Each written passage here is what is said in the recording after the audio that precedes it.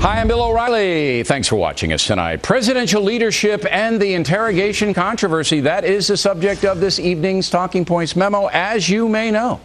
We've been fair to President Obama. We don't demean or nitpick the man.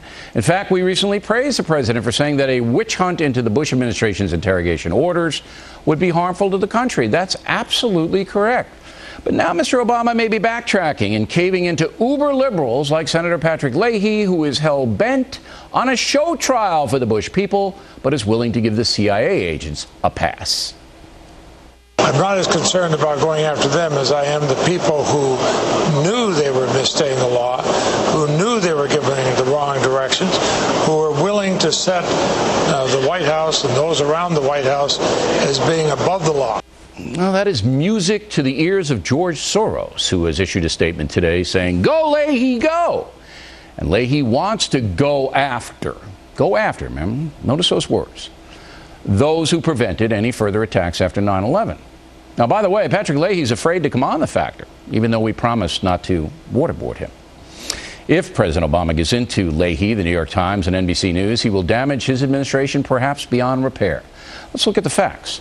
First, the harsh interrogation methods were used after 9/11 when the Bush administration feared another attack was imminent. And it worked. On April 16th, Obama's National Director of Intelligence, Dennis Blair, issued this directive, quote, "High-value information came from interrogations in which harsh methods were used and provided a deeper understanding of the al-Qaeda organization that was attacking this country. I do not fault those who made the decisions at the time." Again, that's from Obama's top intel guy, Blair. Now, just the statement alone should allow the president to drop the matter. But there's more. According to a new Fox News Opinions Dynamics poll, most Americans want tough interrogations of top terror killers. When asked if they would support using torture on Osama bin Laden to get information, 56% of Americans say they favor doing that, including 42% of the Democrats polled. 39% oppose. So there's little doubt most Americans believe, in rare cases, tough interrogation is necessary. If President Bush had ordered suspects interrogated by using just Army field manual rules, as Mr. Obama has done, and we suffered another attack after 9/11, I believe the president would have been impeached, and Patrick Leahy would have been leading the charge.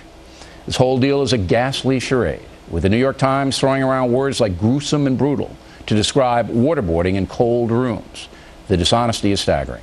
So it is time for President Obama to stand up and show some leadership. No witch hunts, Mr. President. You have enough to do keeping us safe from another attack and fixing the economy. If you don't stand up to the far-left lunacy, this country will be gravely damaged.